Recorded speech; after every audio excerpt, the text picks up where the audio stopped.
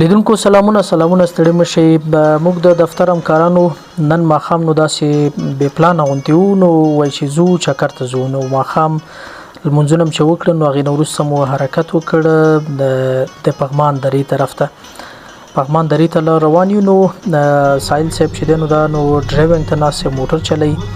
او د دې ترڅنګ نور ملګري هم دي چې زین الله محبوبي دی سید قضاوت معصومي دی او دا چې ګوري دا نو زموږ هزاره ورور مجتبی حسیني دی او دا نو بیا موږ سره میلمه دی نو همداسې حرکت وکړ روان یو نو تاسې دغه د شپې منظره ګورئ چې څومره ښایسته او ګروپونه دي او څومره ښکلی موسم هم دی نو په دغه وخت کې نو ډیر خوند کوي چې په چکر سړی وځي دې وخت کې نو سندره لګېدلې وه نو ساحل صاحب کومه خاطره ویله هغه نو چې ویډیو وکړه بیرته غلی شو نو بیا په خندا شو چې خبره همدلته قطع کوم نو همداسې مخکې روان یو په خیر او ځو دلته نو بیا په لاره کې د ملګرو سترګې په خټکیو هندواڼو او دې شیانو باندې په دا سړک غاړه کې چې پلورل کېږي په دې باندې لګېږي نو بیا نو دلته موټر څنډې ته ودرو او ورښکته کېږو نو یو خټکی راخلو او تقریبا 6 نفره وو د 6 وړه پسې کېوت موټر هم همداسې پرېښو نو بس ورته ورکېوت اوس نو خټکی په قیمتونو کې سره جنجال دی په څو وایي که نه داسې چڼه وایي هغه ځینې خلک ورته چڼه وایي که نه چڼه مڼه وهي او که نه څنګه دی نو خو بس خټکی مو واخیستو او نو نور همداسې نو ملګري دي نو دوی بس حرکت کې دلته نو مجتبی ډېره ښایسته پښتو وایي ډېره جالبه ده تاسو وایي دا نه دی دا ډېر کړه دو دا ډېر کړه درې دنه خربوزه ده که ډېره جالبه پښتو ده نو دلته نو بیا نو ډېر ښایسته خوند کوي نو ساحل څخه خو وایي چې خوږ دی تو درې چې مجتبی څه وایي ډېر خوند کوي وروره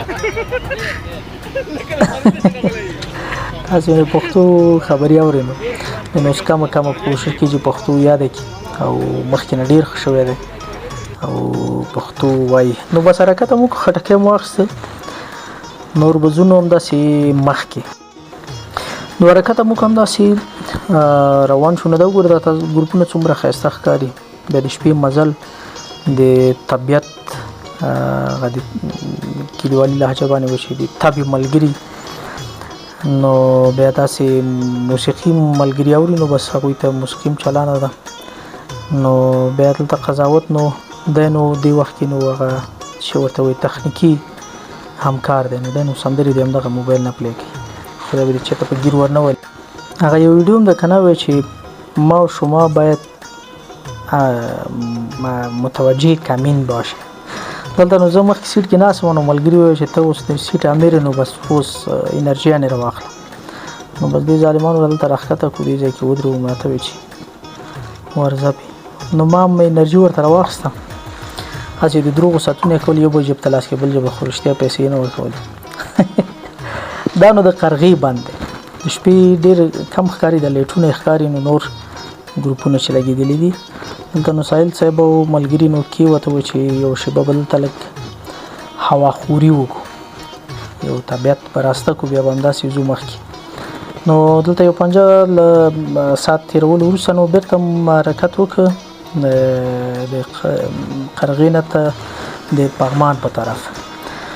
پغمان دره کې نو تاسې ګورو چې موټر یې اوس هم یعنې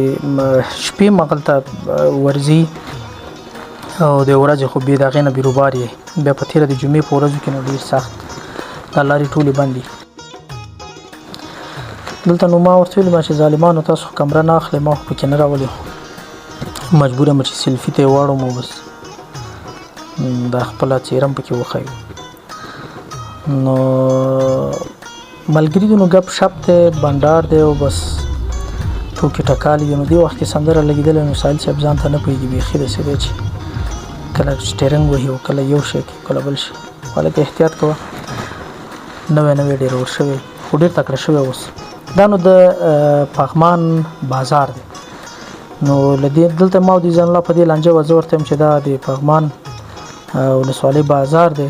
ولسوالۍ ده دی وایي چې نه دی بازار دی خو ما ولسوالۍ کې خو بازار یې که نه خو نږدې دی نه نه بس نه منم د بازار مخکې دی خو زه خیر په هر صورت نو همداسې مخکې حرکت کوو نو دغه ځای نه ډېره جالبه خاطره لرو یو وخت کې موږ دلته په واورو کې راغلي وو نو دا ځای نو ډېر سخت یخک نیسي یخ مالک چې ورته وایي دلته نو بس دا نو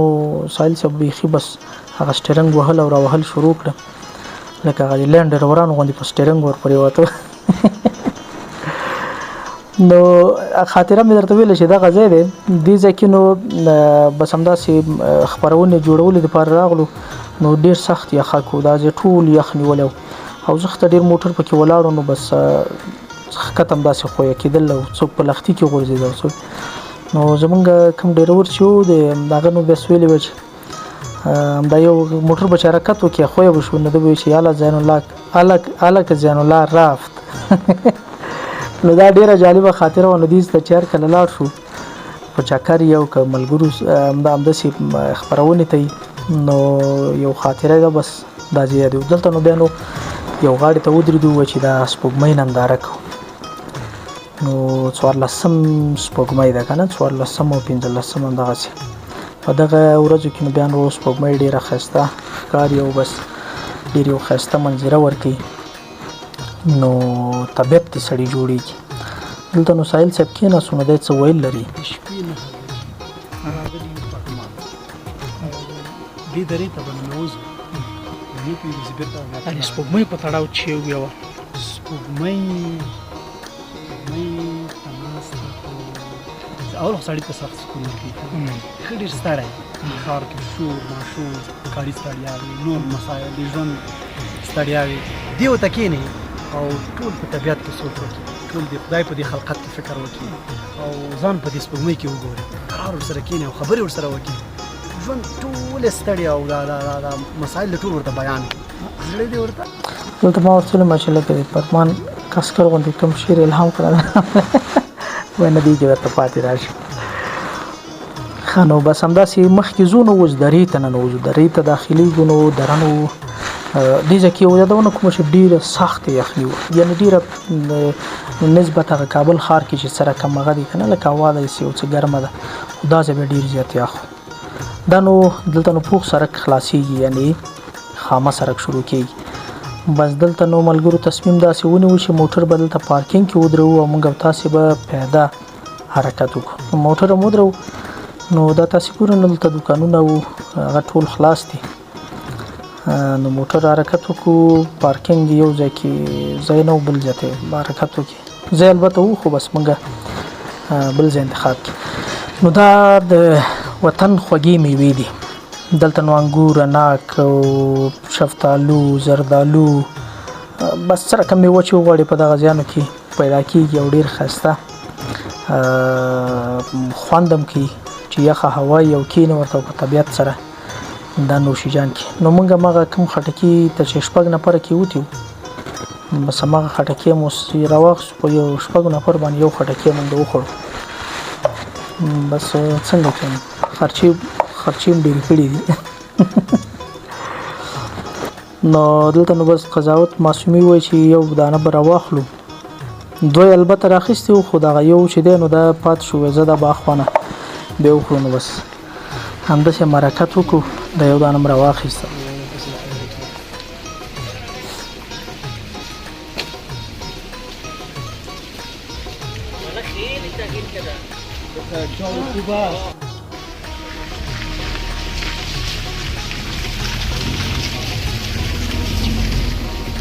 څه شوې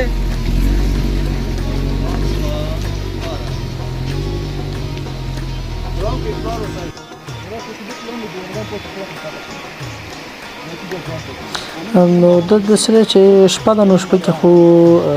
مخه دی برېښنا ستونزه وي که نه لکه یو خو موبایل هم داسې شي چې ضعیف شي دلته ملګري ودرېده نو دې ځای کې نو بس داسې یو ترانو مو وکړې او ملګرو سره او سپوږمۍ ته ناست وو سپوږمۍ رڼا به تاسې مخکې لیدلې وي په لومړیو کې نو هغې ته کېناستو بس یو شیبه هم ترنم او ټپې وویلې نو نور هم بېرته حرکت وکړ ښکته بازار ته. نو دا وخت تقریبا داسې وویل چې 12 بجې وي. دا نو حسین الله دی د خټکي هغی یعنی دا زموږ د ډله کې د وسلې والا دا دی سبو چاړی په بډه کړې ده. نو دلته نو بس د عکسونو هغه خو بیکګراوند کې شاته شی نه ښکاري تورتم دی خو موږ لایټونو نه استفاده کوله او بس فقط صرف دا مخ معلوم شي او تصویر واخلي. نو سایل صاحب لاره کې چېرته ګل پیدا کړی و هغه سر ګرد ګرد ګلان چې دي ښه خوشبویي هم لري نو بس هغه یې په سر کړی. دلته نو بس اوس راغلو نو هوټل ته. اوس نو هوټلونو باندې ګرځي چې ډوډۍ اوس پیدا شي او تقریبا بیرته چې درې نه راښکته شو نو 1 بجه وه. نو 1 بجه کې نو خامخا نو هوټلونو کې خو دې وخت کې څه نه وي. دلته نو سایل صاحب وایي چې ته ورېږه زه به دغه هوټل ته ورسم که چېرته شی پکې پیدا شي.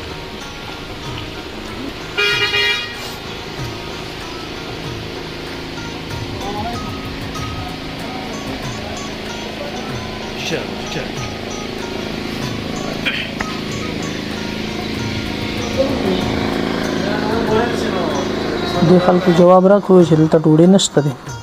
او موږ هر څه بند کړي دي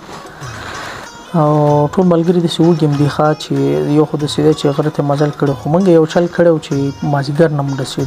ډوډۍ لږ خوړلې وه ځان هم موړ کړی و. قضاوت ته مې ویلې که چېرته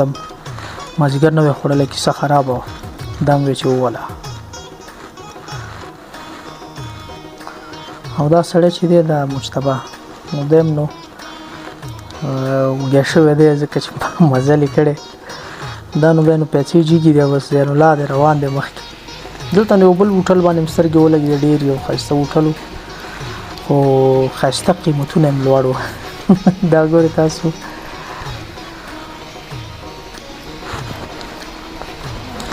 قیمتونه هم دومره لوړ وو چې بیخي هغه د دغه نه ورپورته خبره ده. دا نو ډېر یو ښایسته ځای دی. دې ځای کې نو د هغه رات کیراني ګل ورته وایي ډېر ښایسته خوشبویي ورکوله. یو شیبه دلته کېناستو نو دلته بیا نو دې سره م خبرې کولې چې اوس به څنګه شي موږ ته ډوډۍ خو ده ویلې چې یو څه خو شته دی یو څه شته دی خو تاسو لږ انتظار وکړئ. نو ورسره روان شو حرکت هم وکړ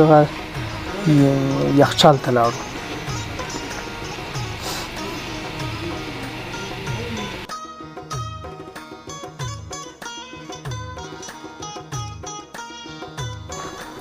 نو بس دکاندار ماما هوټلي ماما البته نو ده نو بس یخچال نه سر پورته کړ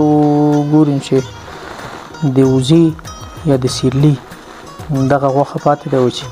په دغه باندې چاره وکړي. ما زه بس ویتله نو دا نو چې کله ټول کړه او نو بس بیا دلته نو ملګرو ویلي چې دا خو ډېره کمه ده 6 نه پورته به چېرته وشي. بیا نو سره یو بل چورګوړی راواخیستو. نو دلته دا وایي چې دا یو چورګوړی چې دی په هغه روپۍ ده دا 1500. نو ته مې ویلې مته د کوم ځای چې ته خو له ګزاره کوه دا وایي چې زه هم د جلال آباد یم بیا جلال آباد کې د بېسودو ما زه بیا خو خپل سړی خوار نه شم لږ ګزاره کوه خو مس ګزاره یې نه کوله وایي موږ داسې چې کارګر یو اصلي سړی نشته.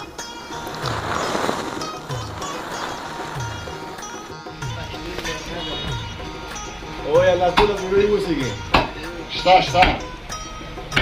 ډوډۍ شته دی خو هغه ګرمې ډېرې نشته که نه چې اوس نو بس چرګې ټوټه ټوټه که دا هم ورسره یو ځای که نو دا لم دی نو لم دی ځان الله د خوښې دغه دی. دلته مې دغه ته ویلم چې دا لکۍ مو سره حسابوي و تللو کې حسابو خو نور بیا تاسو خوښه ده که غوڅوئ ما نسو کې اوس لکۍ مونږ باندې خوري خیر هغه یې ترېنه غوڅه کړه بیا.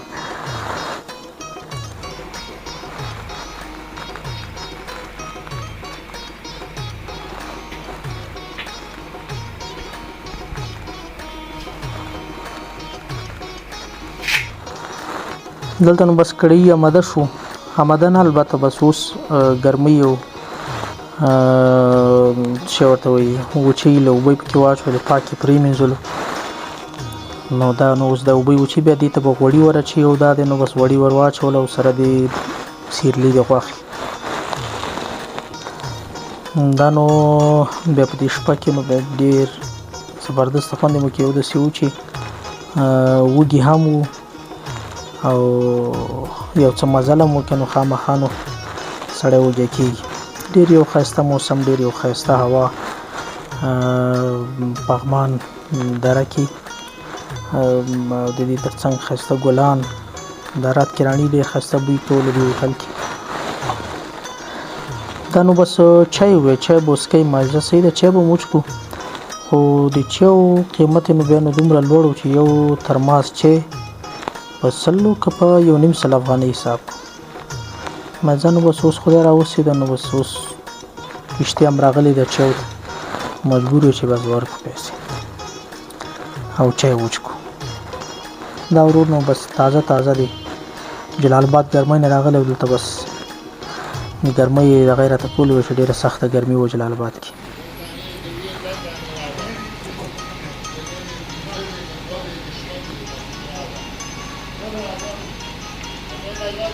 دلته ګورئ نو دا نو بس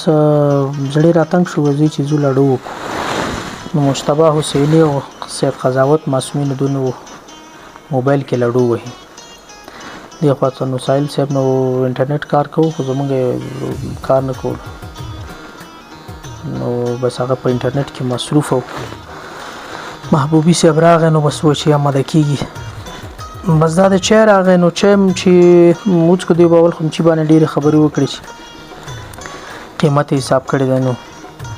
دلته نو قضاوت سیلفي عکسونه واخیست او 50 افغانۍ مخکې ایښې وې که 10 افغانۍ ورته نو ډوډۍ آماده شوه، لیدونکو بس ډوډۍ راغله او ډوډۍ بس نوش جان کړه او ډېر خوندور یې پخ کړې وه، خو دغه د چرګ کړي ډېر خرابه پخ کړې وه. موږ ته ویلي چې باید خطا کوي چې خوند یې ونه کړو، خو خیر موږ وږي بس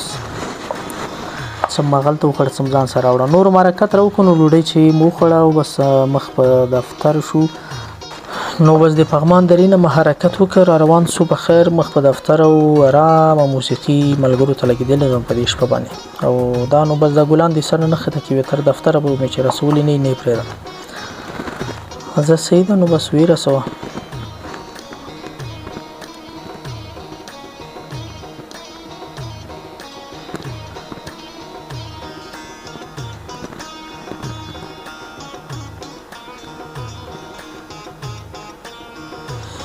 دا نو بس دفتر ته په رسېدو یو، دا نو لار راتاو شوې ده، زموږ دفتر ته به داخلېږو.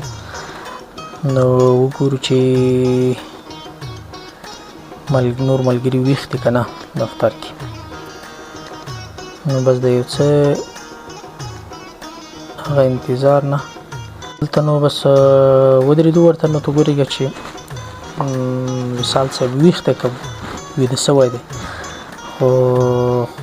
دا دی بس دروازه یې خلاصه کړه، نو دی نو ټوله شپه بیدار او ټوله شپه نو بس ویښ پاتې یخ.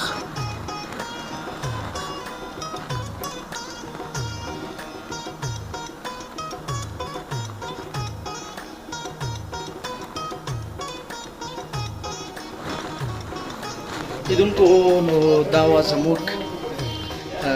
لنډ ولاګ چې تاسو ته مو د نن ماښام د چکر په تړه وړاندې کړه. تمه ده چې تر پایه مو راسره لیدلی اوسي. تر بیا د خدای په امان.